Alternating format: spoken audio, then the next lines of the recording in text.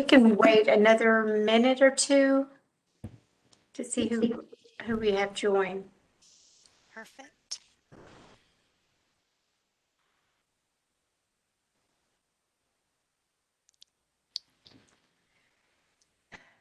Well, you know, today's a holiday, right? Is it? Yes, it is. It's a holiday. I'll talk about it in a moment. Yeah. Mm. Yeah, I did just send an email reminder to everybody, and we're supposed to have like 21 people.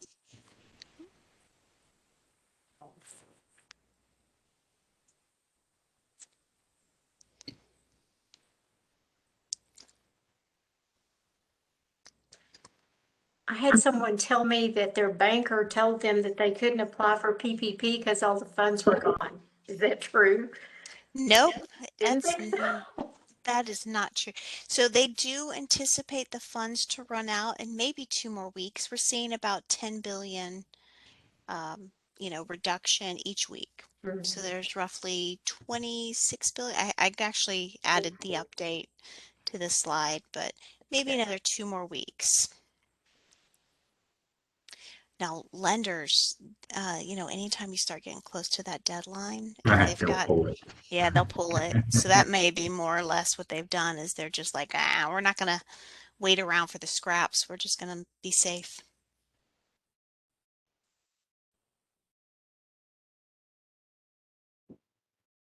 Well, why don't we go ahead and get started because this is some big news, lots of big news going on here. Good afternoon, everyone. My name is Paula McCain, and I am a recovery business advisor for the North Central Texas Small Business Development Center. Today is Star Wars Day, and may the 4th be with you. The SBDC is the leading provider of assistance for small businesses. We are grant funded, and because of that, that allows us to actually offer webinars and other resources to you at no cost.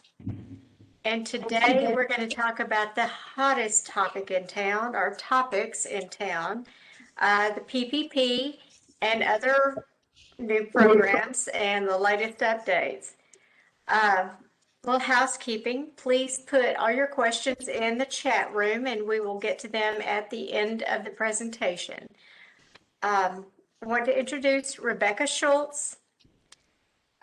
Rebecca has been helping business owners to access money and financial education for many years. She is the founder and executive loan consultant of Centerlock Funding. Thank you, Rebecca, for being with us and sharing this information. Thank you. Thank you so much. Okay, I'm going to go ahead and start the presentation. Okay. Just 1 minute. There we go. Spin the displays. All right, there we are. Okay, so we're going to be talking about the Paycheck Protection Program or PPP loan. I'm going to give you the latest economic update.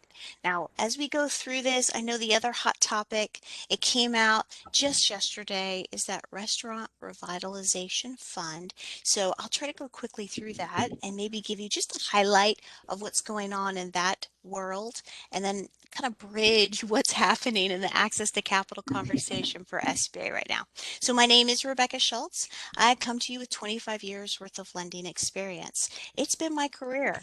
The last 15 plus years have been dedicated to helping business owners access capital. So I'm going to bring all that experience and expertise in today's conversation. All right, so I saw this and I wanted to share it, right? Because who doesn't love The Simpsons? But I think we all feel a little bit like Homer, right? Trying to look for the answers for this whole loan forgiveness manual. And so hopefully this will replace the need to pick up the, PPP Forgiveness for Dummies at the store. Okay, so here we go. Moving in. This is the agenda. We're going to be talking about the important updates. Where are we in this conversation? We're going to be talking about the initial loan request, right? So if those of you that have not yet gotten the PPP loan, it's just been labor intensive, I'm going to try to help you speed through that conversation, you know. And then we've got the PPP second draw loan. So for the second draw loan, that's for those that are still impacted, having to come back. We're going to have that conversation. I'm going to pepper in there some of what I'm seeing live on the ground, some of the problems people are facing, and then hopefully answer some questions. And then no matter if you've gotten the first loan or the second PPP loan, we all end in this loan forgiveness, right? Remember our manual. So we'll be talking about the loan forgiveness conversation and ending on those important details to remember. Okay, so for the update, what's going on in the world of PPP? So we do know that the program was extended till the end of this month, May 31st of 2021. They originally gave us $284 billion, and so far there's only $26 billion remaining. Now we have a tight time frame, right? Because we're already in the month that their program is going to end at the end of this month. What we're seeing historically is that they're going through roughly $10 billion each week. Okay, so we're going to be coming in probably a little bit before the end of May with that fund or those remaining funds being spent or allocated to business owners. So we're really at that last home stretch. Right, and this is what it looks like. This was actually updated as of May the 2nd, so just a couple of days. So these are live, and we're seeing that the average loan amount for those that are approved currently is hovering between 16 and 18,000. Right, so just divide that by 2.5. That gives you an idea of how small those business owners are. And so they are reaching their intended market. Okay, so we also know that back in February, early March, they changed the way they calculate those sole proprietor, independent contractors, or self-employed individuals. That's those business owners filing what we would call a Schedule C. That would be on their personal tax return. Schedule C is a sole profit or profit and loss for sole proprietors. So Schedule C filers, we'll talk about that in a minute. You just got a boost on how much you can qualify for. So we'll see that. All right, now they've also started to make sure that they're including businesses that were originally excluded from the support. And so that includes business owners that might have had non-fraud felony convictions.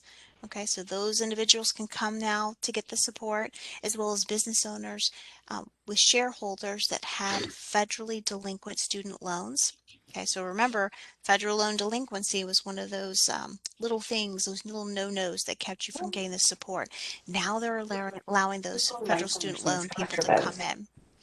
All right, and then anybody who maybe is not here as a resident or as a citizen, but they are here lawfully and they have an ITIN number. Now, $34 to $50, $70. so just noting that we might need to mic ourselves because we're picking some feedback up. Thank you. Okay, so those are some of the inclusions. So if you fall into one of those categories, good news is funding is now available. So what does that funding look like, right? So let's jump into the initial loan request. Initial loan request goes back to the original CARES Act, really finding small business owners, so that's 500 or fewer employees, or businesses that meet the definition of small under the SBA size standard chart. You can find that online. As well as those businesses had to have been in operation on the date of disaster. That's February 15th of 2020. By the way, if you're applying for the loans now, and they're trying to verify that little fact, whether or not you were in operations at the time of disaster, by looking for copies of people's February of 2020 bank statements connected to those accounts, okay? So if you're getting that request, now you know why. It's a big factor for them to make sure you're eligible. Right now, the conversation going into this year, to the 2021 funding round, really focuses on what you did in 2019 or 2020, but it's even more importantly around what you reported to the IRS is your payroll figures. So when we go and talk about how to calculate the loan amounts, the conversation is heavily focused on IRS tax forms. And I know as boring as that is, right? I'm going to try to do my best to walk you through that, but you have to have those tax documents enabled to be able to file appropriately. All right, with that being said, they did open up a little window, so business owners that maybe got the original PPP loan last year that quickly tried to pay a portion of it back, maybe because they got the EIDL advance and they didn't want any debt, they are now able to go and modify those loans and get that money back out. All right, as well as they've extended or opened up the door to other different entity types in response to demand and need. So we'll talk a little more about those in a minute. All right, so what do those terms look like? The maximum amount available under the PPP program is $2 million. So earlier I mentioned that businesses right now are getting between, remember that 16 to 18,000. Okay, so we're getting to smaller businesses because 2 million is the max. So how much you qualify is going to be equal to 2.5 times or 2.5 months of what we consider your average monthly payroll, verified by either the 2019 reported payroll figures to the IRS or the 2020 reported payroll figures to the IRS. All right, so sole proprietors, independent contractors, and self-employed individuals, they're now able to use their gross income instead of the profit or net income. All right, and so we'll walk through that. I'll give you an example. Now, this is a loan. All right, I like to make sure you guys understand. The PPP program is not a grant. It is a loan. What they've done on the back end is if individuals or businesses use the money in accordance with special guidelines, they may qualify for full or partial forgiveness. But it takes work to get there, and that's that work that we're going to be talking about today. All right, but it's 1% interest rate for a maximum repayment term of 5 years, 60 months. All right, now this is a disaster loan. In any disaster loan program, they have you self-certify that getting the funds, getting this loan is necessary, absolutely necessary for you to be able to survive the disaster. Right? It's not added money to an already plush bank account. All right? It's a disaster loan. Now, what that also says about your business is that you're going through disaster. So we have a conversation in a minute talking about what that says about the business and that growth. We'll get there, but I just want to make sure everybody slows down and realizes that. Right, so there's no collateral personal guarantees attached to the loan commitment, but at the same time, right, there is still a commitment from those shareholders getting access to these funds for their business to stay connected to the loan all the way through. All right, so we'll talk more about that in the forgiveness conversation. Where do you go for one of these loans? Good question, right? Because I was just talking to Roger, and Roger had heard from one of his clients that their lender, their bank, is not doing any more PPP loans, right? But Rebecca just said that as of May 31st is when the program ends, and there's still $26 billion. What's going on, right? So there's still money left, but not all lenders are going to stay hanging on to the very end of the program because they don't want to be cut short, right? They want to wrap things up, make sure all of their documentation is in order so that they don't have any problems with the SBA. With that being said, there are lenders, but my recommendation is go directly to SBA and ask for a list of lenders, PPP lenders that are taking new applications. And so you go to their website, sba.gov. You're just going to go and search the lender match, right, or lender link, LINC, and they'll connect you with a list of different lenders in your area to support you. Right? So a lot of success with those fintech lenders. That's the financial technology lenders. That would include Cross River Bank. That would include PayPal. That would include Bluevine. They can handle applications very quickly, oftentimes the same day. Okay, so just a little heads up on that. Now, once you get your money, right? Once you get the money deposited into your account, you have either 8 weeks or 24 weeks in order to spend those funds. That's what we're calling the covered period. And that term covered period is all over right now, okay? And you'll see that again, I promise you. But that covered period is that time frame that the government's covering your working capital needs, right? And they're telling you definitively you have to have that money spent within either that 8 or 24 weeks, your choice. And if you meet the requirements for spending those funds, and we'll talk a lot about those requirements in the forgiveness section, then you might see either full or partial forgiveness. Okay, it is a process which we'll go over. Okay, with that being said, the government's come out with a ton of forms out of our ears, right? And so I want to explain that you may not have to fill out all of these forms yourself. Now they make them available, so you can go to sba.gov, go to the little magnifying or search button and type in PPP loan application. They'll give you different options, right? I'll walk through those options right now. But most of your PPP lenders are allowing for you to go to their website. They'll have a portal, like a digital portal, and they'll start asking you questions which will help determine which application they give you, right? More intuitive online. But for the sake of having this conversation and seeing what questions are coming up, we're going to look at the paper forms, right, or the PDF version. Okay.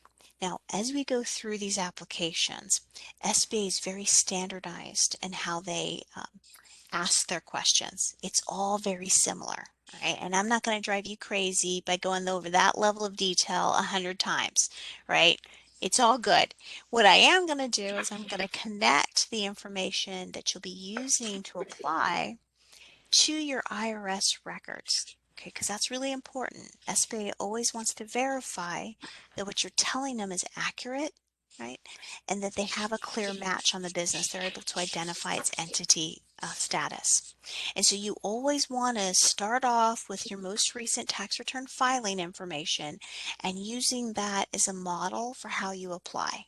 Okay, I just got off the phone with a lady today. Her name is Joyce. She had a beauty salon, right? And Joyce totally put some crazy stuff on these applications that did not verify against her Schedule C, right? And so they couldn't figure out who she was, and it's taken her months to solve the problem. She just needed to think about how they're going to verify her in order to get this done right. So as we're going through the application, I'm going to connect that conversation to the IRS documents, and I'm only going to do this once. Okay, after this, I'm going to tell you a deja vu.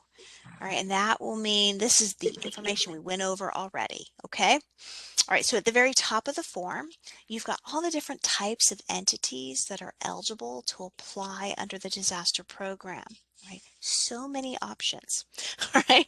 But what you want to do is you want to not just hurriedly check a box here, but go back to your tax documents and try to understand how you're representing the business to the IRS. Okay, why is that important? I'm going to slow down and try to connect this for you, okay?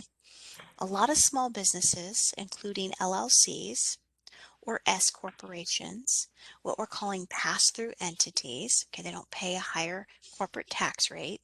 That type of taxation flows back through or passes through into their personal tax rate or personal tax returns. Well, your accountant has options on how they reflect that information to the IRS. There's not one way to do it, right? There's multiple ways based on your situation and their preference. And that reason, your lenders, right, they're not CPAs. They're looking at a checklist from the government.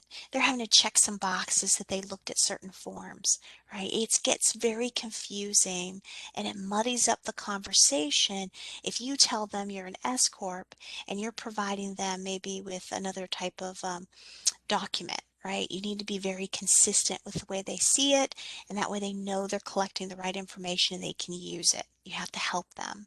So we'll talk a little bit more about this in a minute. I'm going to show you some of those tax documents that are really hot right now, and I'll connect the conversation to the top of this box. Just remember, you want to report how you're operating similar to how you're reporting that to the IRS, okay? All right, I promise you I'll pick up on this again in just a second. All right, next you're going to ask or answer whether or not you have a doing business as DBA or a trade name, right? Also known as assumed name. So maybe you have an assumed name that you use on your website, your clients know you as, but you've got like a more formal name that you put for the IRS records. Well, you want to make sure that you're connecting that trade name or DBA name. All right, then it asks you for the year the business was established. You want to again reflect upon what you've sent to the IRS, and at the very top of your IRS document, it typically will give you a start date or established date. So you want to use that when you're referencing on this application, okay? And then it's going to ask you for the business legal name. Now this is a tricky question, okay? Very, very tricky. All right, when you're looking at the top of your tax document for your most recently filed business return, you want to mirror this exactly the same because remember, they're matching it, right? And so you want to make sure this is the same. If you're a sole proprietor and maybe you don't put your business's DBA on your Schedule C, right, then you don't want to necessarily put your DBA name here if the IRS doesn't know it, right? You want it to match consistently. Then you're going to put your NAICS code or what we call the business industry code. This is the code that's also going to show up on the top of your IRS tax document in connection to how you operate. You want that to match for the identity. All right, and over here to the top right-hand side, you're going to select the box that represents how you're claiming to be a small business. Maybe that's less than 500 employees. Maybe that's on the alternative size standard chart that we talked about. And you want to put a good address to receive communication. Now, it doesn't have to be the address on the IRS records if you no longer are receiving mail at that location. This has to be an updated address. And then a tax identification number, EIN, or Social Security number. Now this needs to match, again, the most recent business tax return, so they're able to pick you up on having, verified your actual revenue. It needs to match that, so be careful with that. Phone number, contact name, and then of course an email address to communicate with. All right, so that's your deja vu. As you move down, it's going to ask you to self-certify or state what your average monthly payroll figure is. All right, now it's clear the lender's not determining this number. You might feel that they're determining this number, but they're not. You're stating it, you're backing it up with documentation that has been sent to the IRS. Remember, 2019 or 2020 IRS tax documents, right? They're just looking at the information provided and confirming the numbers match, all right?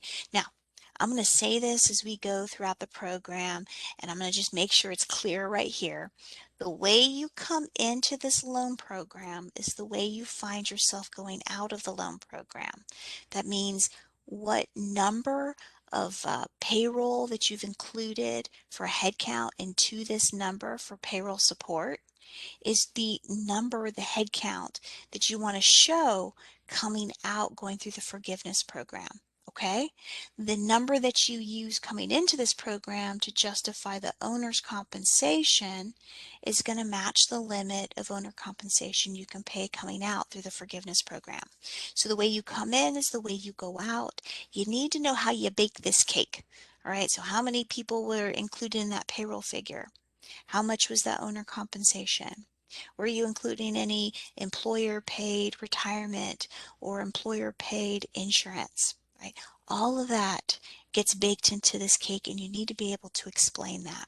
All right, over to the side, you're going to take that average monthly payroll, multiply it by 2.5, and that's the maximum amount that you can borrow. Remember, up to $2 million. All right, then it's going to ask you for the number of employees. And if I were to tell you that was a trick question, right, I'm telling you it's a trick question. So just hang tight with me in a minute. Towards the end of this presentation for the PPP side, I'm going to help you understand how to answer that question. But I'm going to tell you this definition we'll talk about, which is full-time equivalency headcount, or FTE. It's asking for your FTE for the payroll that you just stated for the average monthly payroll. Okay, I know that feels tricky, right? I'll go slowly in a minute to help you understand how to calculate it. Just remember, the way you come in is the way you go out. So if you put in there that you need payroll for 6 jobs, but you cut half of those, right, and you try to access payroll for 6 jobs to support you, but yet you can't spend all that money, you know what I mean, right? The way you come in is the way you go out. Okay, next you get to determine how you're going to spend that money, and they've given you some approved categories. There's a little spoiler alert that 60% of the borrowed PPP funds need to be spent on payroll. Okay, 60% or more on payroll. Everything else is fine, right? You just, in order to get full forgiveness, want to make sure you at least check the payroll costs.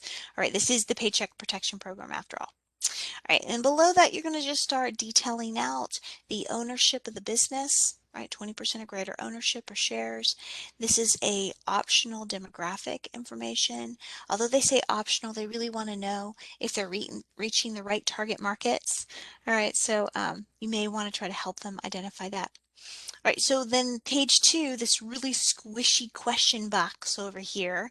These are questions that determine whether or not you're eligible to apply. You want to go very slowly on this. Several of these questions, they reverse it at the very end, right? So if you just try to go hurry, you could answer it incorrectly. If you answer it incorrectly, you're typically barred from applying. So go slowly here, okay? Make sure you understand that. And below that, with way more squishy, right? These are the terms that you're agreeing to, and you're certifying you're going to follow all of these terms in order to access the funding. So that's something that's really important. You want to make sure you don't have any questions over. Okay, so we go through in detail once, right? Next time it's deja vu. Well, guess what? It's deja vu time. Here we go. Let's take a look. So that was for everybody, and this particular form is just for our Schedule C reporters, right? So that's those sole proprietors, independent contractors, self-employed individuals, or what we call qualified joint ventures, right? They may be reporting under a Schedule C, and it looks a little different for them based off of the new law that was passed in February. So I'm gonna give you an example on the very next slide how to follow along on the tax form. Okay, I'm not going to leave you hanging, but I want to let you know that they tell you exactly how to calculate what amount you're eligible for through the form itself. They've changed some of those fields. Okay, so deja vu up here. Right below, it has you start with the gross income from that Schedule C, which is line 7. 7's the gross income. Okay, so line 3, that's going to be your gross sales or receipts. Below that, you're going to go ahead and take out your cost of goods sold. And what's left over is your gross income, right? That's going to be your line 7. All right, so you're going to take line 7 from 2019 or 2020 tax return, divide that by 12, so you're determining an average monthly payroll figure, and then you're going to take that monthly payroll figure by 2.5 to determine your eligibility. Not too bad, right? Everything else is exactly the same, that deja vu. Okay, so I promised you that I would walk you through the tax forms, right? And so just for full disclosure, these are not all the available tax forms. You don't want to session over that. That's really boring stuff, okay? But what I did want to connect for a lot of those small business owners that have yet to receive this funding is how that conversation of reporting to the IRS versus your entity structure happens. That's usually what I get the calls about, right? People aren't quite sure how to express their payroll since they are a pass-through entity. Okay, so with that conversation, these two forms are what we typically see. We see the Schedule C. We also see what we call the 941. You could file annually and get a 940, right? But these are what we would call the employer's federal tax returns, where they're stating the wages they've paid to those W-2 wage earners. Okay, Lots of fun, lots of fun. All right, so let's start working with these numbers and bring in a little of that sole proprietor conversation when I talked about gross income. Let's talk about that. At the very top of this tax form, when we were looking at that business legal name on the PPP loan application, I said make sure that this matches your IRS records. All right, so we have Minnie Mouse as an example. She has a clothing retail store right over here in item B. That happens to be her industry code. Okay, so remember that NAICS code? Here you go, example of where to find that stuff. Right below that, under item C, she actually has an LLC, Mini Me LLC. All right, so when she's filling out her form, business legal name, since it's showing up on the tax form, it's going to be Mini Me LLC. That's her business legal name. Right, and it looks like she's also reporting under Section D an EIN or employer identification number. So that's going to be her tax ID number since it connects to her business on the IRS records. That makes sense, right? Okay, now I'm going to throw you a curveball. Let's say Minnie Mouse doesn't put anything on line C, right? So it doesn't show a business name, and she doesn't show her EIN number. Now, she might have one, but she didn't report it to the IRS. Okay, so you're probably following me here. She's thinking that she has to fill out that PPP form differently than what the IRS is asking her to, right? That's why you got to look at your IRS tax form, and that way you can make sure it matches because they may have no record of Minnie Mouse LLC or Mini Me LLC if she doesn't put it on her IRS return, and it would throw up all kinds of unverifiable signals. Okay, all right. Now in this case, I told you we would go down and start having the conversation about the gross income change. All right, so before February, when you came down, they were looking at line 31, which is that net profit. And they were telling you to take line 31, divide that by 12 to come up with an average monthly payroll for the owner. Okay. The problem with that is that a lot of these businesses, for tax purposes, they went ahead and wrote everything off that they possibly could so they have reduced taxes, right? It was a tax strategy. Right? And that meant that the government wasn't giving them any benefit through the PPP program. Lots of unhappy small business owners. All right, and so what they did is they changed the conversation. They said, all right, let's go back and give you more meaningful support. So we're going to go ahead and have you readjust that from line 31 to line 7. So you could just see in this example, line 31 was 21,000, line 7's 170,000. Well, that, you know, I'd much rather have, 170,000 and then divide that by 12 and get 2.5 than the 21,000, right? Okay, so now you can see the conversation. Now, let's talk about the 941s and the Schedule Cs and the LLCs and the S Corps and all of that crazy complicated stuff.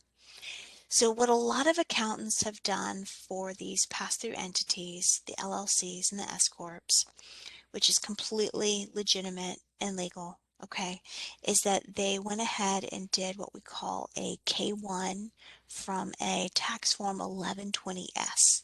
Right, and so what that does, 1120S is your business tax return, and it basically puts all of that tax responsibility to the owners, and it just divides it out. The problem with that, okay, for this whole PPP conversation, is that K1 doesn't show what the owner's draws were. It just shows what the taxable income is for the business and their percentage of it. Different conversation. This is the Paycheck Protection Program, all right? They're trying to see how much you paid yourself and they're going to protect it, right? They're not protecting all of the taxable income for the business. Different conversation. So what's happening is a lot of accountants or bookkeepers, they're going back and they're modifying that information to try to show out of that K1 what were the owner draws, right? What was their personal pay versus what was the income of the business. And so a lot of those accountants and bookkeepers are basically modifying it and changing and adding a beautiful Schedule C to help document that.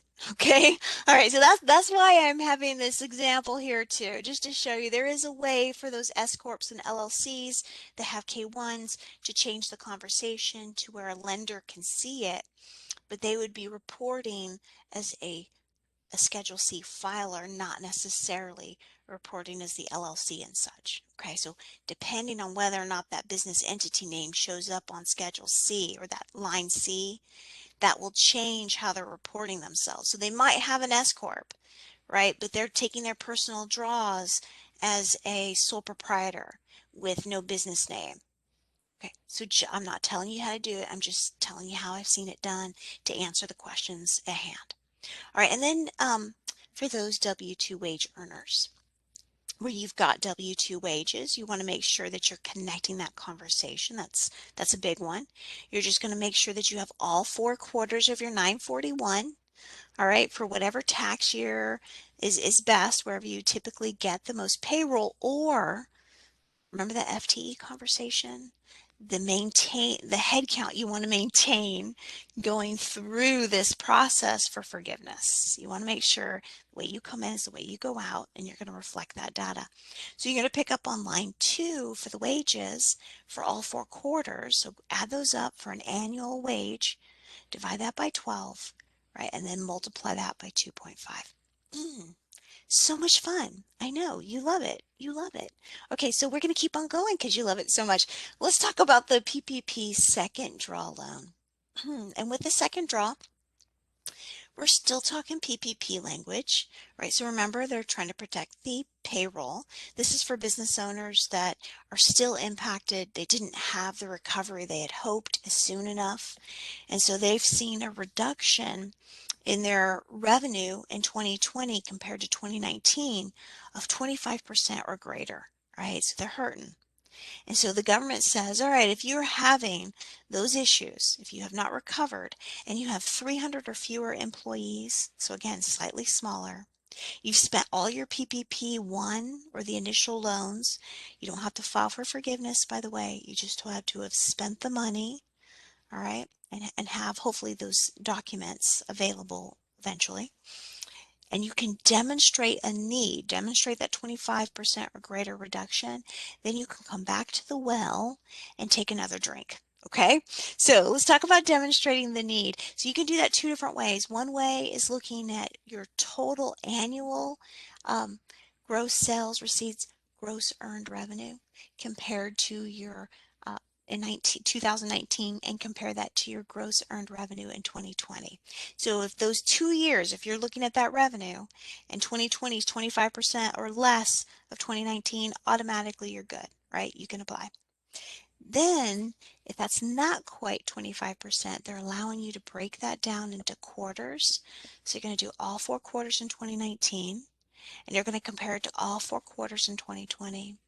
If you have a quarter, like for instance, quarter 2 of 2019 and quarter 2 of 2020, when you compare those, if you can show 25% or greater reduction, then you may be eligible to apply for the PPP second draw. All right. Now they've opened up that door to a few more business entities we'll talk about in just a minute, but they are saying that you cannot be a publicly traded company, and they're also saying that now, whereas before shuttered venues were told they couldn't get the support, they can now get the support. All right, so shuttered venue operator grants, those people applying, they can get their PPP as well. Okay, so how much can you get? This is where the conversation starts to change a little bit, all right? So for pretty much all business owners, it's another 2.5 months of support, all right? By the way, farmers that are filing their Schedule F, that you can now use the gross revenue similar to the sole proprietors, so good news, right? And because the restaurant industry has just decimated through this situation, any business that's reporting that business industry code or NAICS code we saw that starts with a 72, which is the accommodation food services, they can actually borrow 3.5 times their average monthly payroll. Now, when I say this, I know that the RRF, the Restaurant Revitalization Fund, launched yesterday. Okay. And I know that one of the conversations is a big part of that is that business owners who are maybe still struggling going through this PPP conversation for the first or second PPP loan that have yet to maybe close the deal on one or both of those, right? You can't apply for the RRF and have a pending PPP application. Okay, it's the RRF, right? And that's it. So if you are waiting for the lender to come back on a PPP conversation and you've just applied for the RRF, you want to withdraw that application for the PPP, okay? And we can talk more about that in a minute. All right, now, um, same rules apply for the PPP second draw, right? You've got either the 8 or 24 weeks to use it. You got to make sure that you spend it on those approved expenses. They did do something really nice for you. If the amount of your loan is small, meaning $150,000 or less, they're not forcing you to show documentation with that difference demonstrating the need, right? They'll pick that up on the forgiveness application as you move forward. All right, so a few new entities. We talked about the farmers getting that boost as well. Housing cooperatives, news organizations with FCC license holders, as well as what we call the 501c6s or the destination marketing organizations. They can come in and apply too now. Okay, so remember, tons of PPP forms, right? So this is that second draw PPP form. Now this is for everyone. There's those boxes. There's our deja vu. We are really good at deja vu. Right below that is the new set of boxes. That's where you're demonstrating your need by quoting to the SBA and ultimately the IRS what you're stating that those revenues either quarterly or annually were, okay? And then the rest of the form, exactly the same as what you've seen before. Again, very similar, slight difference, right? So if you've got the 72 NAICS code, it's 3.5 instead of the 2.5. Okay, moving on. So remember our Schedule C filers, they get that added boost of being able to use their gross income, right? And so for this particular application, second draw, here you go. They've given you that line 7 conversation and they're walking you through calculating it using the Schedule C. And just like before, there's that new box showing your reduction in gross earned revenue so that you qualify. See how easy that is? That's just so easy. Okay, so if you've gotten the PPP second draw, all right, you still have the opportunity to go through forgiveness as well. Two separate forgiveness applications if you get two separate PPP loans, all right? You got to treat them separately. Separate loans, separate contract numbers, separate forgiveness applications. But you still get the added advantage of the extended safe harbors. You still have to restore your head count, which we'll talk more about, as well as the salary and hourly wages. Still have to follow the same rule. All right, so now let's talk about forgiveness. Okay, so the basics include that you got either that 8 weeks or 24 weeks to pay it, right? To use all these funds to pay it out. Now you have to at least spend 60% or more of these PPP funds on the approved payroll costs. This is the payroll protection program. And the way they make sure that you do that is they're looking at two metrics. The first metric is that headcount we talked about, that full-time equivalency headcount or FTE. The second way they look at that is whether or not the salary, right, the salary amount being paid to that employee or the hourly amount, for instance, $50 an hour, the hourly amount paid to that employee is within 75%. There can be a difference no more than 25%, right? You have to pay them 75% or more of what they were making for the time frame that you use to calculate your average monthly payroll. I know, right? Like, oh my goodness. So we'll go over that in just a minute. I just want to draw or connect you to the same point that remember the way you come in is the way you go out. So if you used 100 employee wages to qualify for your PPP loan and you're only using 20 to use it or spend it, you're going to have a problem, right? They want you to count the 100 employee head count versus the 20. So you want to make sure that you're understanding how you're going to use these funds. So that was 60% of the loan for payroll. Now the difference, 40%, no more than 40% by the way, must be used or spent on the approved non-payroll uses. Now we're going to go over these a little bit more in a minute, but it's going to be mortgage interest, rent or lease payments, essential utility expenses, covered operation expenditures, covered property damage costs, covered supplier costs, and covered worker protection expenditures. Woo! All right, so that's how you can spend your money. And so let's just do some quick updates. So for taxation, right, for taxation, guess what? You don't have to include any of your PPP funds or any CARES Act money as a gross income taxable amount. Okay, so these fly underneath the IRS tax radar, so to speak.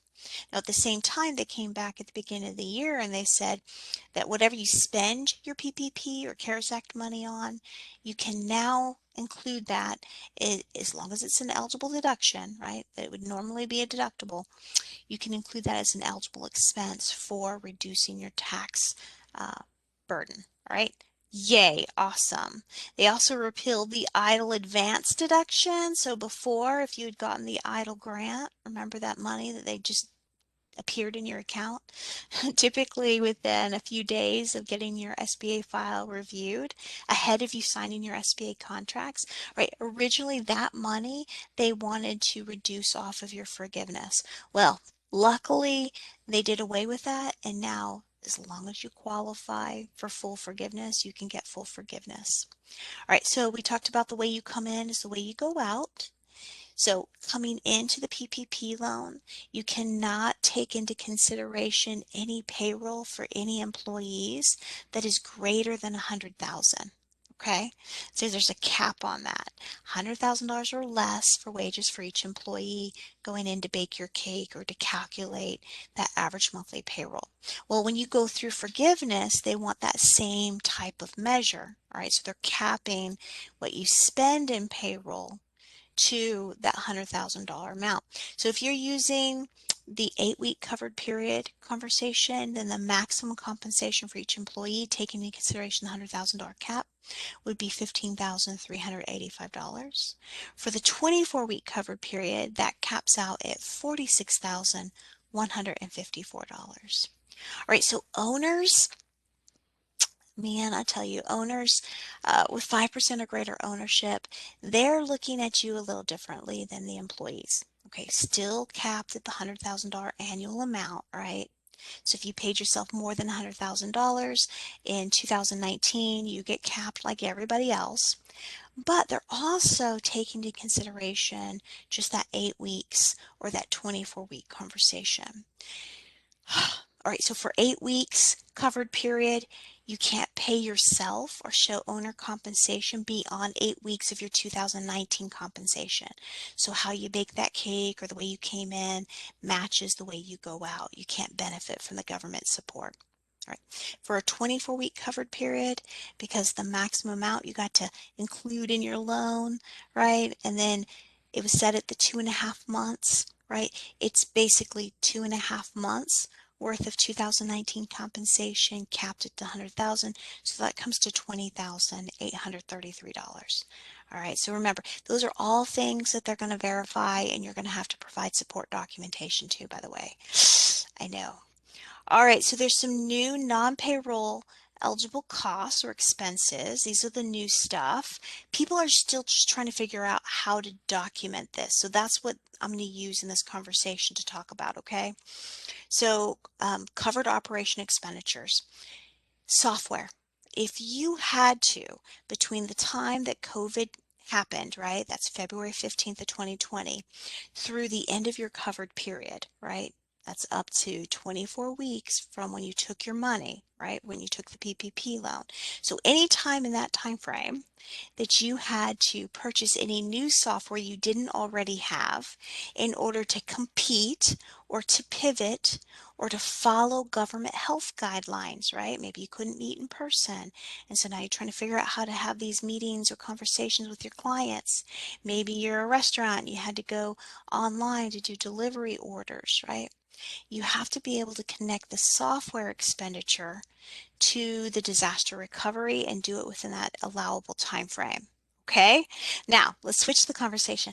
Let's say you had a really hard time hiring people during this time frame, and you want to meet that headcount, that full-time equivalency headcount, and so you're hiring some, I don't know, let's say headhunters in order to make this happen. some HR companies to try to help you, and that's a fee associated with doing that, that is covered operation expenditures, right? You can include the fee to get that position filled there. Or let's say you didn't normally track all of your hours for all your employees, right? And this whole situation has made you have to invest in cloud software to manage your team and your hours worked better. Any of those type of resources or accounting needs will allow, you can include the expenses. All right, so switching the conversation, cover property damage if your business was looted or vandalized because of the public disturbances from 2020. Any out-of-pocket expenses can be incurred or can be included in the forgiveness conversation. Or cover supplier costs. Oh my goodness, this this is mind-blowing, and it covers so much. So I'm going to try to give you a couple of examples. All right, just yesterday I had a travel agency call me, and they're like, you know what, people postponed their trips, but now that I'm trying to book them, there's increased costs, and I don't want to go back to my client and tell them, now you owe me another $1,000 to go on the very same trip, right? Like, that would be really bad news. And so they're having to come out of pocket to keep those relationships. Yes, that is a covered supplier cost, right? They're trying to cover what was originally, and there's, you know, disturbance outside of that, outside of their control, that keeps them from being profitable. That is an allowable one. Another one is, you know, maybe you're in construction. I know, and the cost of lumber or steel or anything has just skyrocketed. And so you're looking at a situation where you can't easily increase your costs and you're going to go at a loss, right? Covered supplier costs. You have to document what that looks like and what it is you're using those funds in order to make yourself whole. Okay. All right, and then of course, covered worker protection expenditures. So if you had to do any PPE or maybe do some type of barriers to keep people safe, yes, as long as that was done in the time of disaster to the end of the national emergency declaration or before you file for your forgiveness, then yes, you can include that. Woo! I know, we're having a good time. Okay, so let's talk about compensation cost for the, you know, those total thresholds for these non-payroll expenses. They do exist. So the government's coming in and saying, just like they did for the payroll where they maxed you out, right? They want you to use the same type of conversation for the non-payroll expenses. So if you're taking any income in to offset your expenses, right? For instance, you lease a big space, you sublease to somebody, and so you pay $7,000 a month in total, but somebody's paying you another $3,000, which is offsetting your expense. You have to claim your actual net exposure, that $4,000 in that situation. All right. So they give you a couple examples of what to do. What I'm seeing more or less that's concerning that I would want to, you know, voice to slow down, it's going to be this whole working from home conversation. Okay.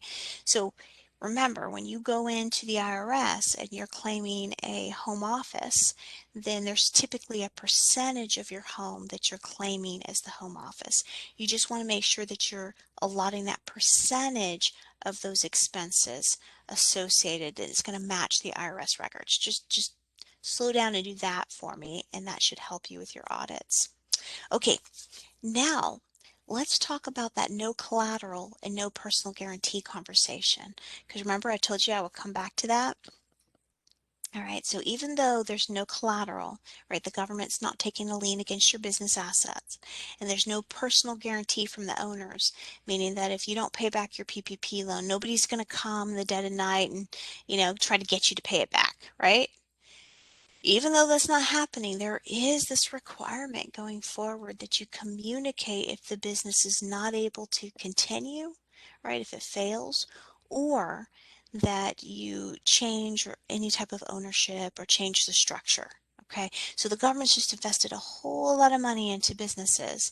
They want to see what's happening, and the only way they can do that is if we stay in close communication. And so they've got this requirement that if you make a material change in ownership, you need to provide written notice and somewhat get the PPP lender's blessing prior to signing that agreement and making that transaction happen. Okay, so the way this looks, all right, let's say your cash flow is really tight and there's that old machine that you don't really use anymore. It's just taking up space and you're like, let's sell that machine.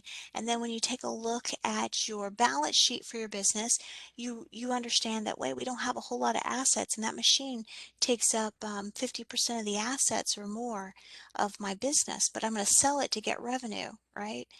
You're essentially changing the dynamics for your business, even though you may not recognize that. In that case, you need to notify your PPP lender of what's going on, right? Or let's say somebody comes up to you, Johnny, and you're in competing space, okay? And Johnny says, hey, let's team up. Let's join our businesses. I've got an advantage, you got an advantage. Let's move on together, right? Okay, that type of situation, that would be a merger or acquisition conversation. That needs to be spoken about and needs to be documented. All right, so drafted agreements to your PPP lender before you finalize it. They've given you 3 different definitions of material change in ownership. 20% or greater shares of the business are being sold. Okay, or if you're transferring business assets, 50% or more based off of a fair market value, or that you're merging into or with another entity. Those are ones that you need to document and notify and get blessing on. All right. And the big kicker is no matter if you have gotten away from your business or, relinquished your shares, right, you're still required to make sure that you file for forgiveness. And then as part of the next 6 years of your IRS tax life, you're holding on to your spending records for this document because you could be audited and you're responsible for that. I know, it's a fun conversation. Okay, with that, we're about to start embarking on the forgiveness conversation. All right, so we're talking about forms here and how you kind of craft your conversation. There's 3 forms. We're going to go over all 3. That's the 3508S. S stands for simplified. 3508 easy. Super easy, and then what I call the beast, form 3508, and that's the one that you're going to calculate the reduction. You're going to handle what we call safe harbors, which we'll talk about in a minute. But just know as you're going through that, there is flexibility. You can look at time frames slightly different based on how you operate, whether or not you're a seasonal business. And they've given us these clear definitions of safe harbor so that you can document what you're doing and try to craft a conversation about how you did your best avoiding penalties. Okay, with that being said, safe harbor. All right, so there are 3 safe harbor definitions we're going to talk about, 3 of them. Right, and remember that metrics that I mentioned to make sure you did what you're supposed to do and covered that payroll with 60% or greater. Remember that conversation? Okay, so they've essentially crafted the safe harbors around that metrics, which ultimately leads to penalties. Okay, so if you can capture any of these situations and show where you did your very best, then you may be able to avoid penalties, right, and try to get to the land of full forgiveness. Okay, so 3 safe harbors. The first 2 we're going to talk about are centered around that full-time equivalency headcount, or also known as FTE. All right, and remember, we're going to talk about the FTE in a lot more detail in just a minute. All right, but the first safe harbor is FTE Safe Harbor 1, and that's for businesses that, maybe they got their PPP funds and they tried to hire back people, but they were in a situation where their industry was mandatorily reduced or shut down. Okay, so think about daycares, right? So there was a big chunk of time in 2020 where daycares could not operate at full capacity. They could only have a small percentage or maybe only essential employees, and so they lost revenue that way. So once the PPP funds came online, they still were having to operate at reduced capacity, so they still couldn't really have their teachers there and keep them busy and justify the labor, the hours, right? That's Safe Harbor 1. So if you're mandatorily shut down, right, and you follow guidance from the CDC, the HHS, Human Health Services, or OSHA, then you can file the FTE Safe Harbor 1. Okay. Safe Harbor 2, FTE Safe Harbor 2 centers around business owners that were trying to get their headcount back up, but they ran into one of 6 situations. The employee refused to return to work. Okay, so you would want to document that, right? You had to fire for just cause. So Billy didn't show up for 2 weeks in a row. You don't have to keep paying Billy. Okay, you can go ahead and fire him and just show your documentation. An employee resigned, so just document, have the resignation letter, right? An employee requested to receive reduced hours. Right? Again, you wouldn't get to the full before FTE because of the hours being reduced, right? Or let's say you had to reduce hours and you tried to restore them, but they refused to have them restored, and that's been a strange kind of conversation. All right, just document that they they requested to reduce hours and they don't want to come back. Okay, it's okay.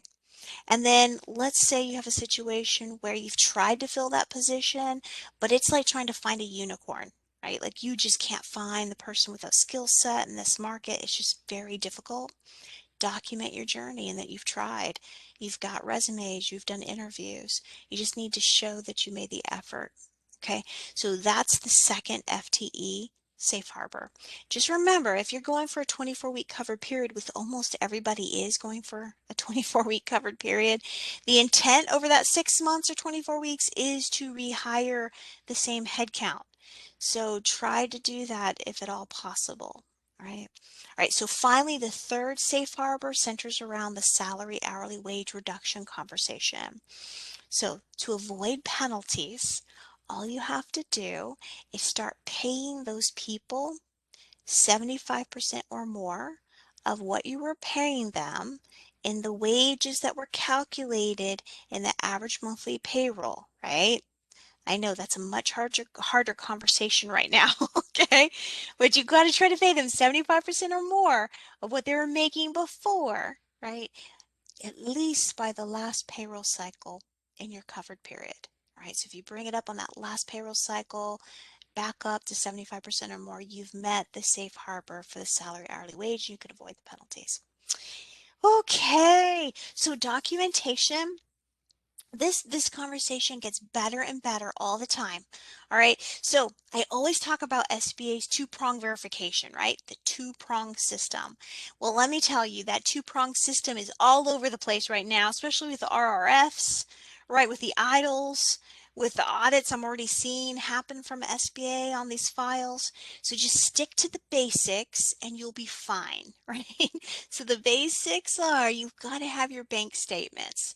And it's always advisable to make sure this money, and it's not just the PPP money, it's any money from the government that they've given you, put it in a designated account and make sure that you're keeping track of that spending and it's all for allowable purposes. So you're going to want your bank statement and then you're going to want your added detail to support what you did with the money. For instance, payroll processing records. Okay, so the payroll processing records should have an idea of the employees' names, the number of hours if they're hourly employees, or the salary wages, right? State or local tax filings, proof of employer contributions, maybe that's canceled checks or statements. You want the added detail that should identify and balance back to that bank statement, okay? All right, non-payroll.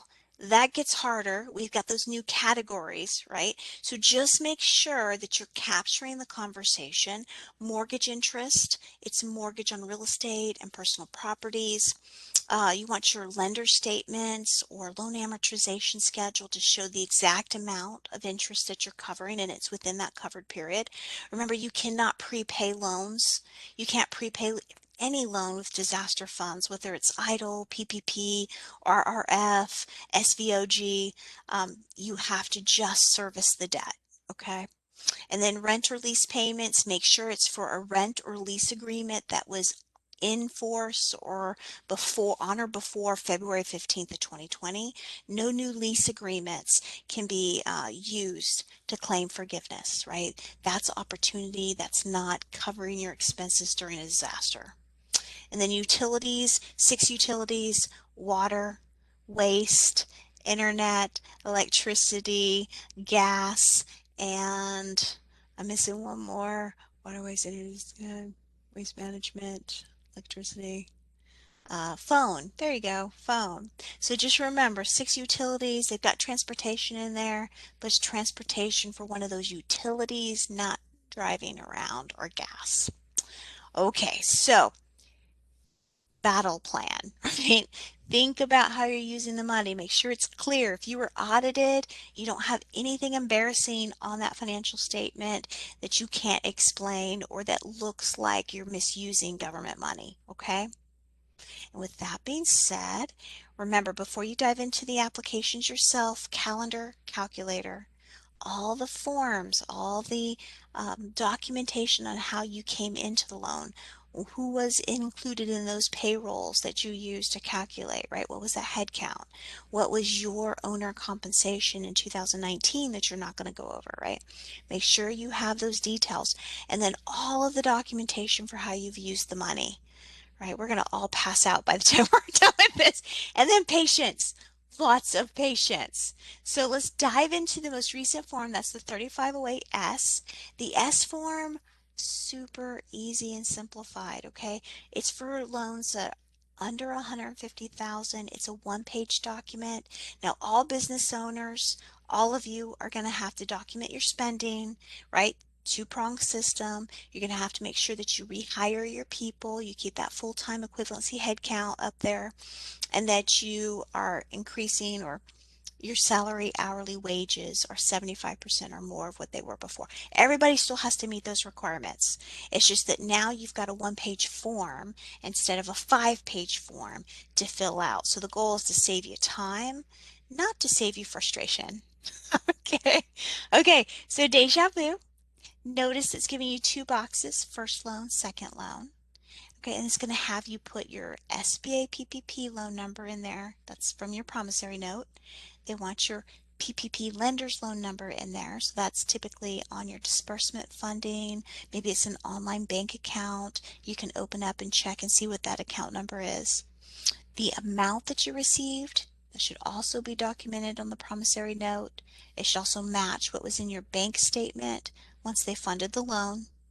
And then it's going to ask you for your PPP loan disbursement date. So what date did you get those funds deposited into your account? That's your disbursement date. The employees at the time of the loan application. Okay, so that gets a little tricky, all right? So we're going to talk a little more about that in a minute. When we get to the beast, Form 3508, I'll talk more about time of application at the time of the forgiveness or request. What I'm going to state is that when you go back over and look at the instructions, they actually define employees at the time of the loan application to be employees for which you've accounted your expenses, right? This should tie now to the application coming into the loan. This should be the similar head count that you're reporting here. And it's also the head count that you want to maintain during the time of that covered period. So the governor is giving you money so that you don't lay people off, right? You need to maintain that head count, but they're giving you money for a certain number of head count, and so they also want to see you that you maintained or used those funds for that payroll. I know. All right, so covered period starts the date of your loan disbursement, and it goes to either the 8 weeks or the 24 weeks, whichever you've chosen. And by the way, you can just go to Google and type in there in the search bar, what is 8 weeks from such and such date, or what is 24 weeks from such and such date, and it'll immediately answer you, and it'll give you the date too. Okay. After that, this form is super simple because you're just going to put the amount you spent on payroll costs, which you should be able to show your support documents for, right? And remember, to get full forgiveness, you have to spend 60% or more of the loan on payroll. So that should be the amount that goes in here. And then the requested forgiveness amount should be no more than the loan amount, but you should have every penny accounted for so you can show you spent all of those funds within your covered period, right? If I didn't spend all the money and it's still sitting in the bank account, I can't request forgiveness for it, right? I have to give it back. All right, with that being said, this is the scary stuff right here. You're confirming that you did adhere to the guidance and the protocol on the original application for how you're going to use those funds. You're also stating that all the information you're giving is accurate and that you're acknowledging that if you make any false statements or claims, or you provide any doctored forms to show your spending records, that you could be fined anywhere up to 30 years in jail or $1 million, right? That is ouch. Okay, and then you're going to sign and date that you followed that guidance and you're on to a greener pasture. Now, just stating, for the forgiveness applications, just like for the loan applications, a lot of this is done digitally. So you're not going to have to worry about finding the forms, filling them out, but you will most likely work with a portal where you'll be answering questions and uploading support documents. And the closer you can get those support documents, remember, two-pronged process, to your IRS records.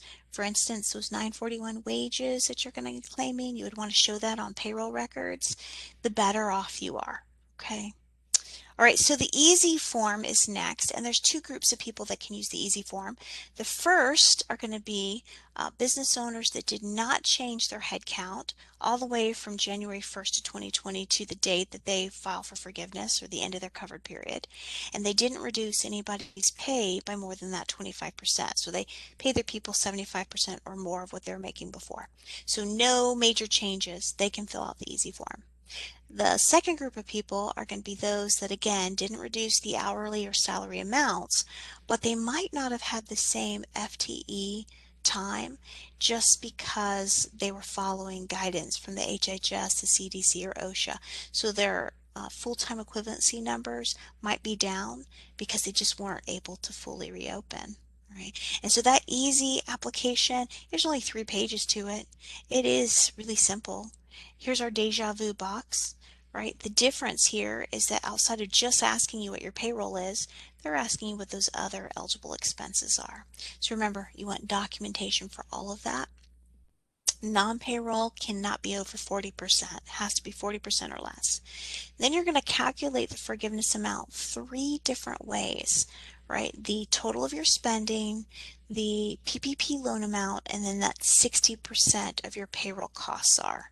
At the very bottom, you're going to select the smallest of the 3 amounts, and that's what you're going to claim for forgiveness. And then you've got all of those scary certifications on the back, okay? Just remember, this is a government loan. You do not want to lie or be any shades around not telling the truth. You want to be very, very firm and do a good job with your documentation. So if you have questions, always ask. Right, with that being said, now we're into the beast. And so when you go to Form 3508, there's typically a reason why you're going here. Something didn't go right. You're trying to figure out how to put your head around some of these safe harbor conversations, and you're having to do some calculations and really show the lender where you do meet a safe harbor guideline, right? Or you're calculating your penalties. In any case, what you're seeing here is just my attempt at trying to document what happened before, during the disaster, and right after you get the money, the funding support, right? You got to show your intent to follow the government guidance, and you're going to have a lot of conversations in that, and wrap your documentation around those conversations. So remember I told you we were going to talk about FTE? I said, just wait until we get to the beast. Okay, so now we're at the beast. Okay, so remember I told you too that the way you come in is the way you go out. I know I keep saying that over and over again. All right, so you got to look at the payroll for the time frame that you're stating those amounts, right? Because that payroll correlates to jobs. And so the new understanding under this 2021 PPP FTE conversation is that you are asking or self-certifying that you're needing support for that number of headcount going into your covered period. It is so addictive and easy to say that you need the higher dollar amounts. Okay, so if you're looking at 2019 and 2020 payroll data, and 2019 is much higher, you have that opportunity to grab that money, right? Just remember, going into forgiveness, right, you're having to justify that that money was used in a manner that reflects upon the time frame that you were trying to maintain. So that's a conversation only you can control, but you have to be wise to it, all right? So understand at this top section, understand what headcount went into that number, right? And then justify or state that you are essentially going to be using that money to fulfill the same headcount. So have that intelligent conversation.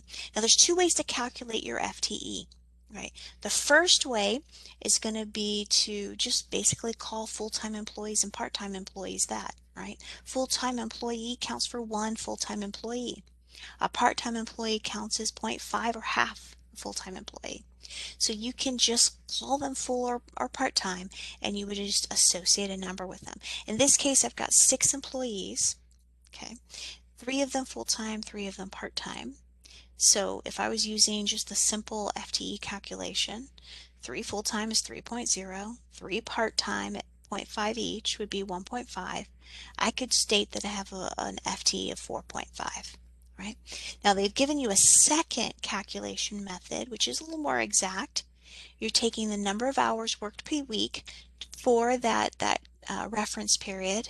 And this is where, I hate to tell you, but this is where it starts to get really So remember, if you're using the entire year for 2019 or 2020, and you're having to figure out what your head count was to make up that recipe, they're not giving me any like short time frame to measure up to. I haven't seen anything like that in the updated guidance, right? You're essentially going back and saying what was the number of hours worked per week on average during that entire reference period, so that entire year, and divide that by 40. I know what I'm asking, and I feel the same way, but they haven't given me any other options to explain that in this current time frame, okay? For this 2021 time frame. So you're going to figure that out, divide it by 40 for the full-time work week. Nobody counts for more than one full-time employee. They might work as hard as 1.5 people, but they're only one person. Right? But for the part-time labor, less than 20 hours part-time labor, those individuals can actually account for less than that 0.5. In this case, we've got 10 hours worked per week by those 3 folks, so that comes to 0.3 instead of 0.5 FTE. So that allows me for a smaller FTE of 3.8. Whew, that was a good conversation. All right, so you also want to see what happened before you got the money, right? So you're struggling through disaster. You haven't gotten support. So what happened to that head count? So maybe you laid off people. In this case, we laid off 4, right? So we kept 2 of those 3.8. And then once you get your money, the goal is to rehire, right? To get your head count back up to what you were. So how did that end, right? How did that end for you? In this case, it ended pretty good. We had some struggle, which again, you'll want to document, especially if you're trying to use any of those safe harbors. So you want to be able to document, oh yeah, I wasn't able to get Sally back. Sally didn't want to come back. She resigned or she went someplace else and I couldn't find Sally's job. This is where you start understanding how to document what happened. Right. In this case, I looked at how much their gross wages were for that covered period. I came up with a total, and I'm going to use that. And I also understood how I was able to get that head count back up and what type of, safe harbor documentation I would need. All right, so moving on, we're back into the 5-page application for forgiveness, the BEAST. You don't start at page 1 on the BEAST. You'll go all the way to the very back. The back is a worksheet, and then you work your way slowly forward. So here we go on the worksheet. You're going to detail out table 1 and table 2. This is for money spent on payroll during your covered period. Table 1 are going to be a list of those employees that worked for you during your covered period that made an annualized rate of pay of less than $100,000. Table 2 is going to be a list of those employees that worked for you during your covered period that made an annualized rate of pay of more than $100,000. And remember, if it's more than $100,000, then we've got our compensation caps that we talked about. In this case, I don't have any high paid labor, right? Everybody fits within this table 1. Now, I'm also going to note that owners, right? Owner, self-employed, owner employees, they do not count themselves in table 1 or table 2. All right, that doesn't mean that you don't pay yourself a W-2 wage. I mean, you can do that, right? But they're going to have you account for your owner compensation in a minute. It's going to be on the next page. Remember, we're on page 4. We're going to page 1. On page 3 will be the owner compensation conversation. All right, so this is strictly your W-2 wage earners. So box 1 is going to be the total wages paid, those gross wages. We saw that, 18,000. Box 2 is going to be the FTE headcount. Remember, you have 2 different calculations. You choose. Just stay consistent on how you calculate going in, the number before the disaster, and then coming out, the number after or the end of your covered period. And then if you have any salary hourly wage reductions, or maybe those weekly wages, gross wages, are less than 75% of what they were on average coming in during the reference period for that year, right? That's where you start to try to document this conversation, because they're looking at you to look at the gross wages.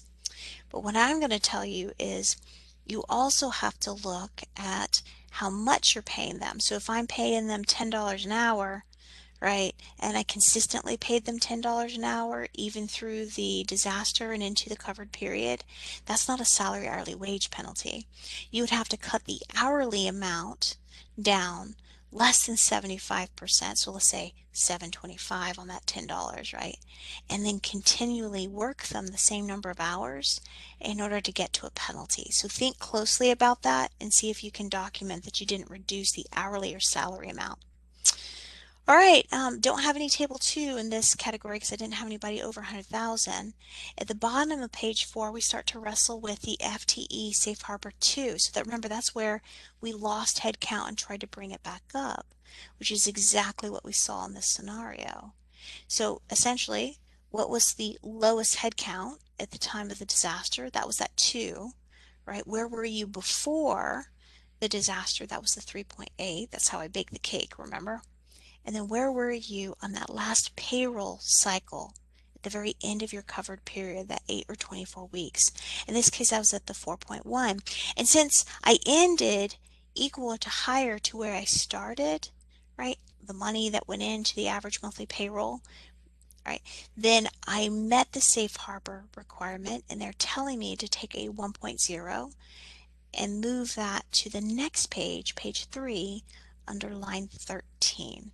Okay, so we're just moving along, right? At this point, we figured that out. We're moving along. We're on the Schedule A worksheet. Super simple. You're going to take everything from the worksheet over to the Schedule A. So box 1, line 1, table 1, it's going to be that total cash compensation, the 18,000. Line 2 is going to be box 2 from table 1. There you go, there's our 4.1 FTE. And then box 3, I didn't have any salary hourly wage penalties, hallelujah, right? Or if you need to count the safe harbor here, right? Like maybe you brought those wages up in the nick of time, right? But you still see where your average weekly difference compensation is greater than 75% or less than 75%, right? And you're concerned about that. This is the box that you check to show that you've met the safe harbor requirements. All right, so below that, line 4 and 5 is for those high wage earners under table 2. I didn't have any, so didn't have to put it in. And then line 6, 7, and 8 are the non-cash compensation, like the employer paid health benefits, retirement plans, and then of course sales and tax, state tax, right? So got to put that in there. And then there's your line 9 for the owner compensation. That's where you detail owner compensation. And the lenders are asking that you attach a copy of the 2019 owner compensation schedule to show that you met this requirement. So take it seriously. They certainly are.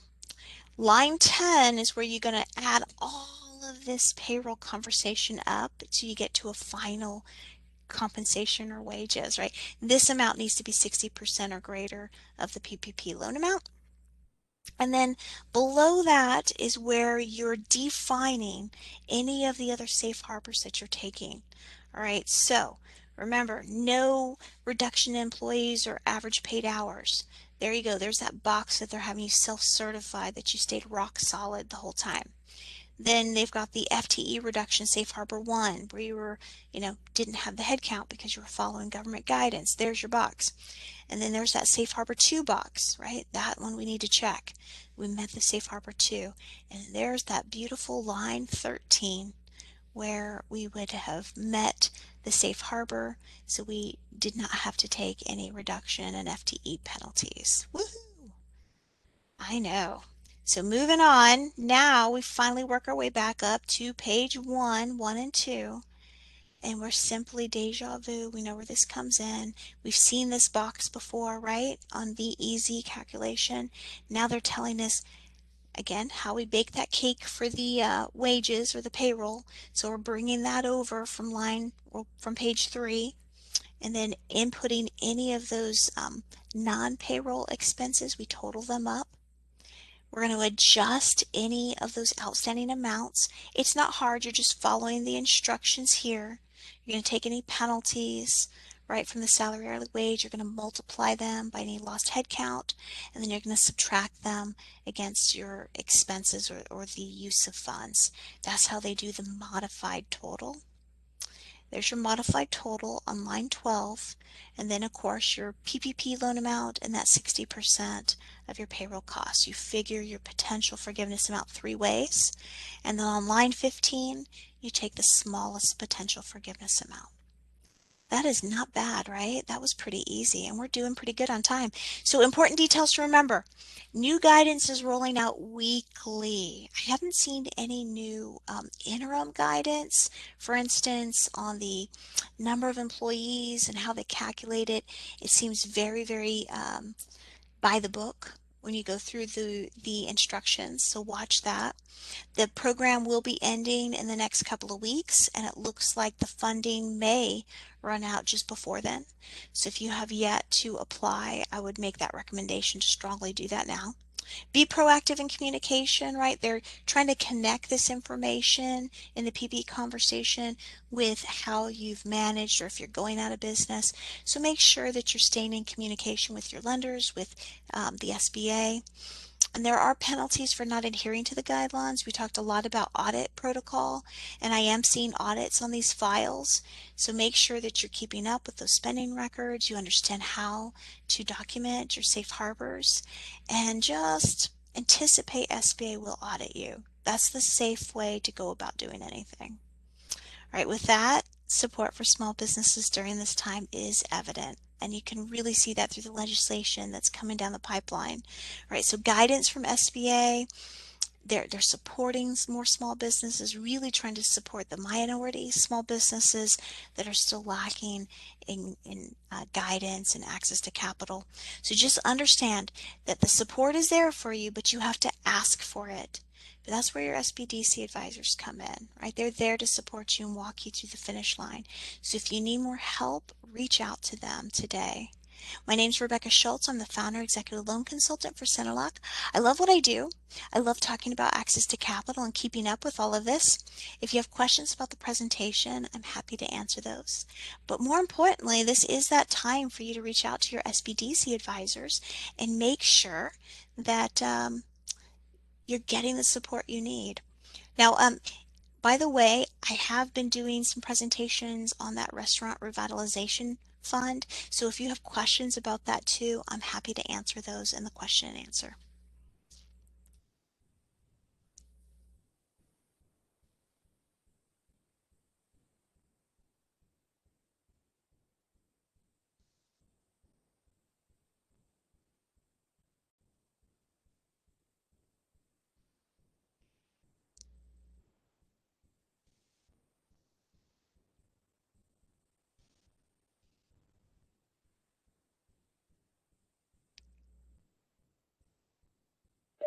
And I'm talking and again on mute, which is it's kind of my thing.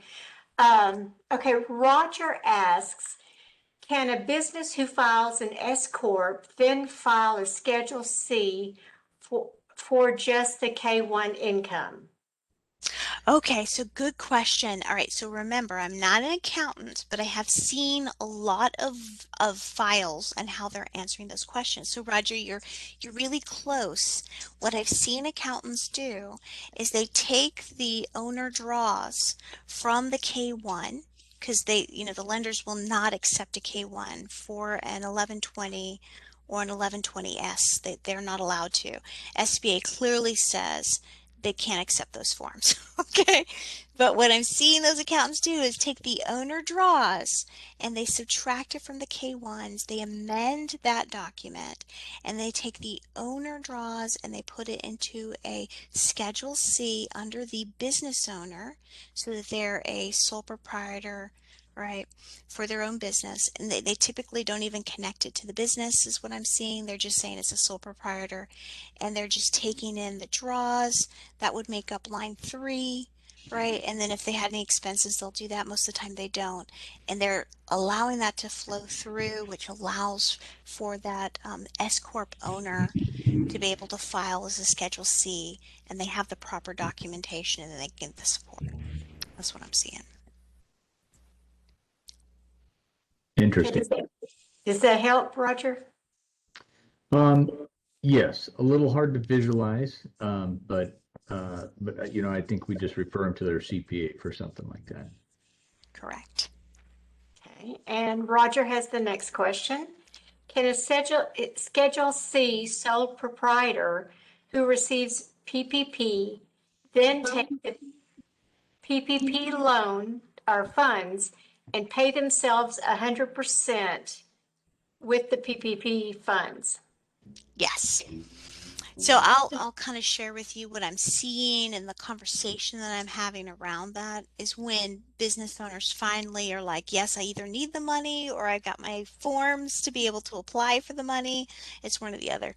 Then they're going and they're accessing the funds, which is basically based off of their pay, right? What they've estimated as their pay.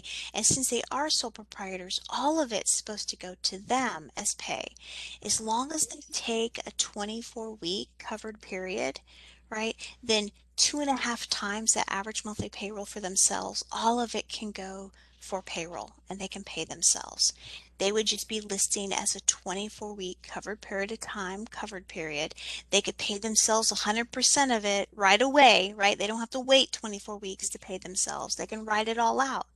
But this is where it gets tricky because a lot of times these business owners, they either didn't get the initial draw and now they're like, can I get a second draw before the money runs out, right? And so they're like, what's the time frame on that?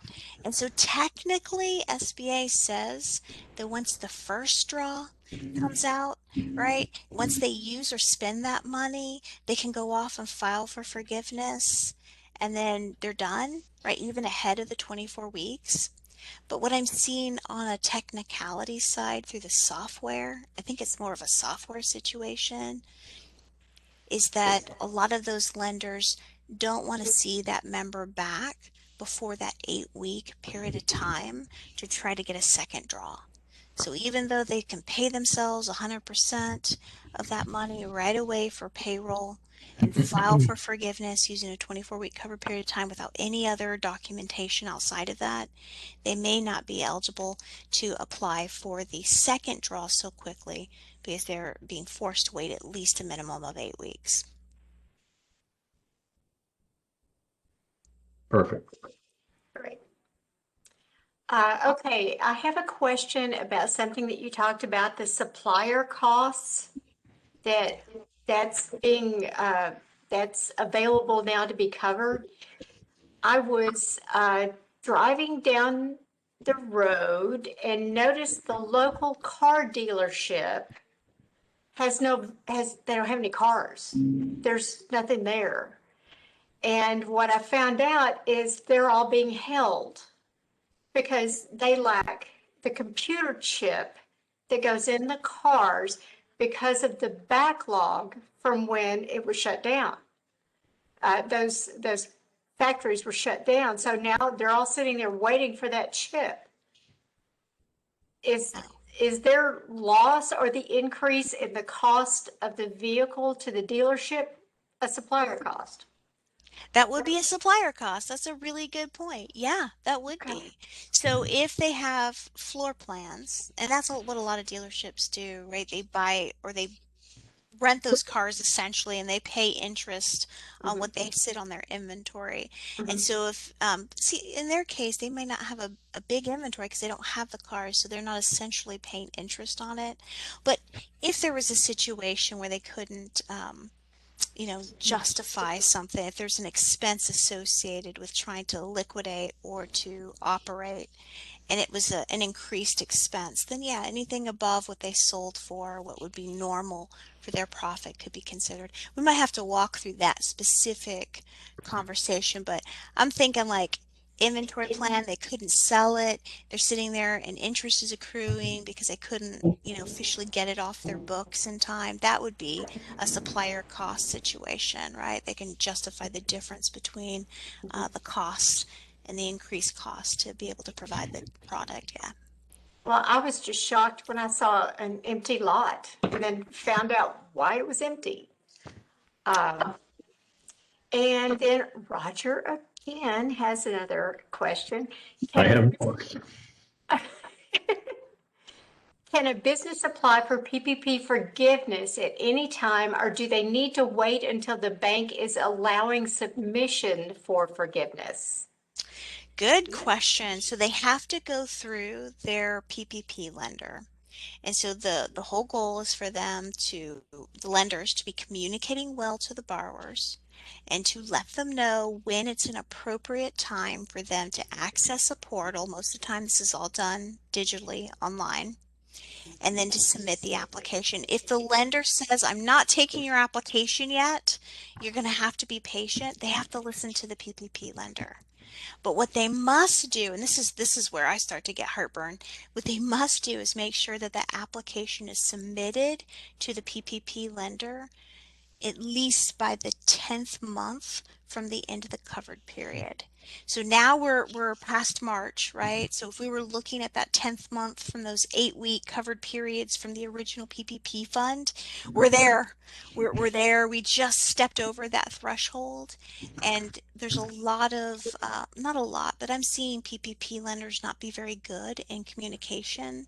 And so people, they're forgetting about it, or maybe they sent some paperwork to their lender and they thought it was done, but the lender didn't actually get it filed with SBA, right? You've got to make sure that you're keeping up with that communication, because if SBA doesn't receive that paperwork, whether it's your fault or the lender's fault, if they don't get that paperwork by that 10th month, then you're obligated to pay 100% of that back. There's no forgiveness option for you.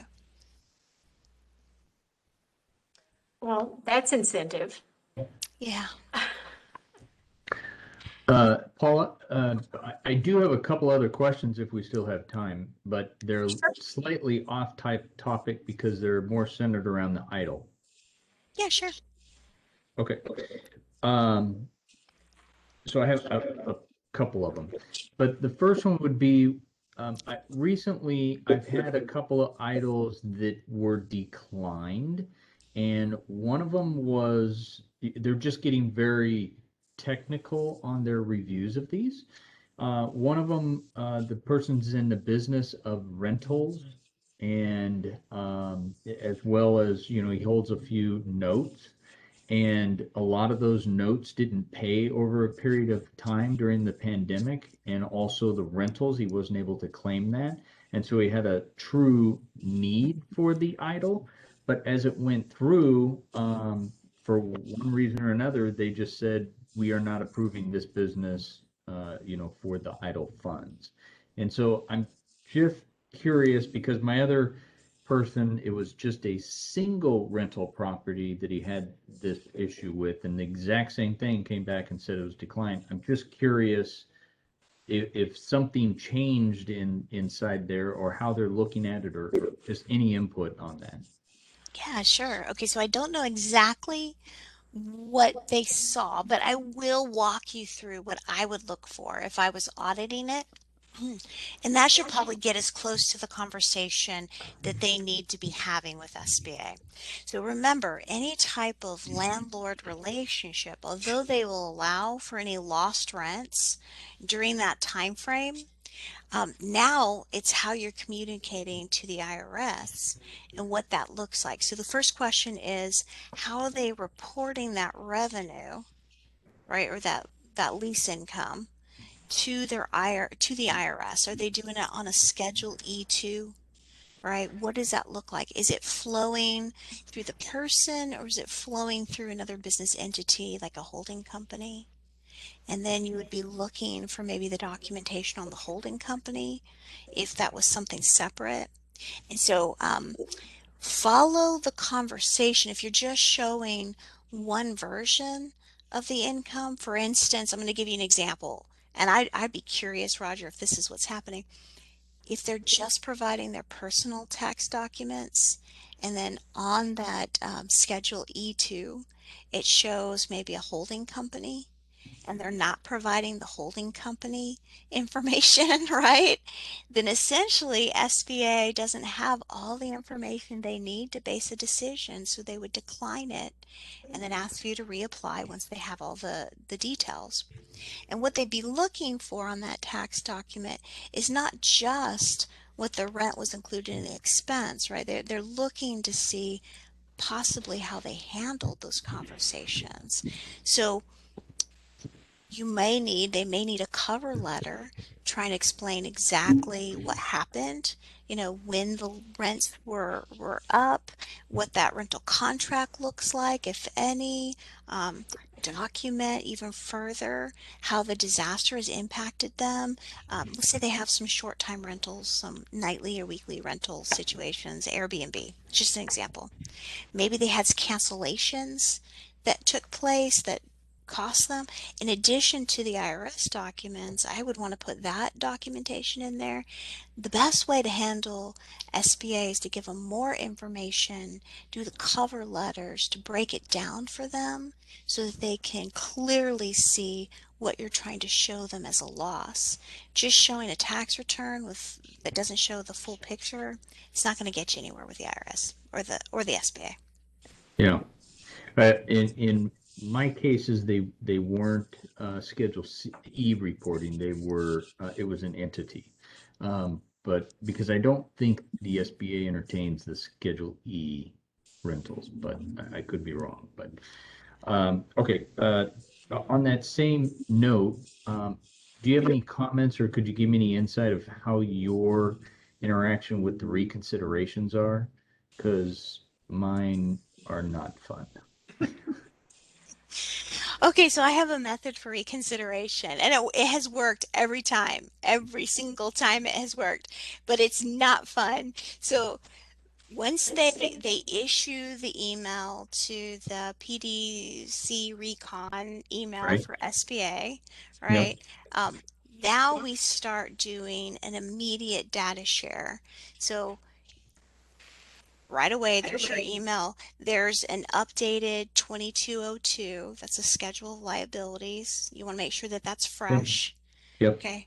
All right. And that has to be within 60 days of the funding. So if they did that before and they're like, oh, I just sent that to them 2 months ago, send it again, 60 days. You got to send it again. They need a 4506T, a tax transcript request. That has to be within 60 days. So usually do another one. And then they want the new application, the 3501. So do the new application, 3501, make sure that data matches their IRS records. So they're going to send all three documents in the PDC Recon email saying, here's the new records. All right, so it takes 7 to 10 days for them to sift through those emails and attach the new documents to their file. And typically 1 week from the date they send that reconsideration request, you're going to want them to start calling SBA twice a week. And then it works, right? You call twice a week. So it might be a Monday and a Wednesday. It might be a Tuesday and a Thursday. Whatever that is, I just put it on. It takes 10 minutes. You just put it on the calendar. You just call. You give them the EIDL application number. You just ask them for a status update. The person will tell you. You make sure that the documents you submitted are on record. They'll tell you if there's any notes. But more importantly, every time you call, that moves the file up to a higher priority. And then you start getting answers. Then you start getting people working on it as opposed to it getting lost. Okay. Have you had any success with companies who opened right before the pandemic, and they've been asking, and I'm just at a loss of what the form is, but it's the form that asked for their projected earnings. And then, minus what they spent on it is what I've been told is what they can consider for the idle funds. And I just haven't had any luck with, I had two of those that I was doing. I just didn't know if you had anything with that. Yeah, so I did. I had one. They bought a franchise. So the franchise was an international franchise. It was operating here in the United States, but I think that was the problem. But we did do the whole projection, the business plan. We went through that conversation. We Yeah. got to the very end, and they came back and they said because a large majority of the ownership was a foreign-based entity, they rejected it. But had that not been the case, I think they would have been successful, right? Okay. Even though it was, the state, it was registered in the state of Texas, it was owned and run by a U.S. citizen, the wages were being paid in the U.S. I think it was more of a technicality that got them. Okay. And then my last comment or question is any input or insights for the idle increases? Yes. Okay. So I'm seeing that right away. I started seeing the increase emails come out, people requesting. Um, they're really big on the fact that you respond back to the email that you are in need. That's taking roughly 2 weeks for them to come back with a second email, for them to ask you to upload a new copy of the 4506T tax transcript and then updated tax documents. So I would recommend those people to go and file their 2020 taxes. That's going to be really helpful to them to go through that conversation and be prepared for that 4506T tax transcript request. But I have yet to see somebody funded. I'm certain that we'll see somebody funded with that request shortly. Um, it's just taking at least 2 weeks, and then I'm about 2 weeks after they've submitted the documents, but I haven't heard anybody come back to me and tell me that they've actually received it. Yeah, I haven't had any fundings, and I've only had one person come back and say they received a second email for that. So, yeah, I don't know. I guess probably 2 or 3 weeks is probably about. I do have one guy who he was lost in the shuffle until I told him about the little secret about calling every other twice a week, right? That got the first one done. Now he's using that same method to try to get with the reconsideration, the increased funding, and he's now made friends with somebody at the SBA. He still hasn't gotten funding, although he's in that he sends me copies of those emails like constantly. He still hasn't gotten funding, although he may be close. Yeah. Okay. Thank you for your time. Appreciate it on that. Pleasure. I love that method. That is great. I will have to remember that. That's great. Rebecca, as always, wonderful information, great coverage for the topics, and we just enjoy having you. Fortunately, we have you once a month to give us some updates. We do have some upcoming webinars. We have 2 remaining for this week. Tomorrow, join us for partnership agreements, avoiding legal troubles by attorney Tisha Dodge. Then on Thursday, we get Lorna Kibbe back talking about writing effective business messages. Sometimes we all need help with that kind of communication. Next week, we have another full week. Marsha Hudson back with getting started with Instagram for your business. Mark Wilson, our retail expert, he's already talking about Christmas. Bah humbug. And then Lorna will join us again for a second time next week, how to improve outcomes by giving constructive feedback. Who loves constructive feedback? I know I do, boss. Anyway, I want to thank everyone for joining us. I want to remind you also that you'll be receiving a survey, and please respond, because by receiving that survey back and getting your feedback, we are learning how to better the topics that you want to hear about. We're trying to better serve you. You can go to our SBDC website, sbdc.nctc.edu, and there you can register for any of our upcoming webinars. You can get contact information. You can schedule an appointment with an advisor, or you can get even more resources we have available for small businesses. We would like to thank our benefactors, the Small Business Administration, the State of Texas, North Texas SBDC Regional Office, and North Central Texas College for our grant funding. It's because we are affiliated with these organizations that we can bring this information to you. Again, thank you all today for joining us, and be sure to join us next time. That'll be tomorrow. So